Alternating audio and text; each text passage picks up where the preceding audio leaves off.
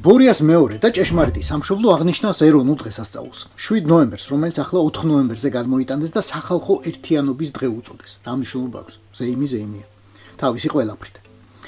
მათ შორის სტრიპტიზით. ქალაქ ბრიანსკში ეკონომიკური უნივერსიტეტის სტუდენტებმა გოგონებმა დიდებული დღესასწაული მოიწეს.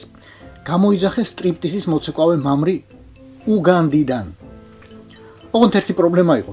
პლეხანოვის სახელობის ბრიანსკის უნივერსიტეტის სააქტო დარბაზში არ ყოფილა ბოძი თუ ჭოკი თუ არ ვიცი, რა ქვია ქართულად, კლასიკური სტრიპტიზის შესასრულებლად.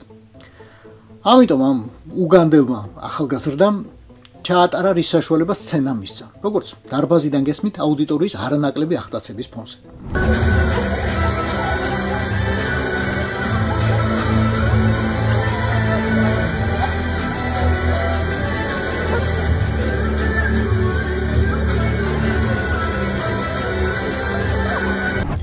რუსეთში ყველაფერი მოსულა. სტრიპტიზი შეიძლება განიხილებოდეს როგორც ეროვნული იდენტობის, თვითმყოფადობისა და ჭეშმარიტი რუსობის ნაწილი. ჰელოუინისგან განსხვავებით, რომელსაც კირილე გუნდიავე ამდენი წელია ებრძვის. Большой вред воспитанию. ახალგაზრდობის აღზრდას დიდად აზიანებს სკოლებში ჰელოუინის აღსანიშნავი კულტურულ მასობრივი ღონისძიებების ჩატარება.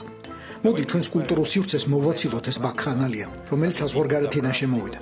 რაც სრულიად უცხოა ჩვენი სულიერი ფასეულობებისთვის, სრულიად ეწინააღმდეგება ჩვენს ისტორიულ, სულიერ, რელიგიურ პრინციპებს.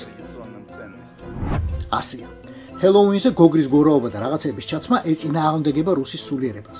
ტანსაცმლის გახდა კი, რაც უნდა გამოგიჩნდეს და რა ფერისაც უნდა იყოს, სრულად შეესაბამება ფასეულობებსა და ტრადიციას.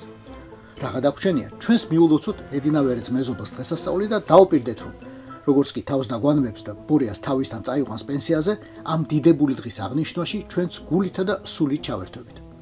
კაი, სტრიპტიზზე არასდროს დავზრდებით და რამე კუნძს ჩვენც აუცილებლად და სიამოვნებით ვაჩვენებთ.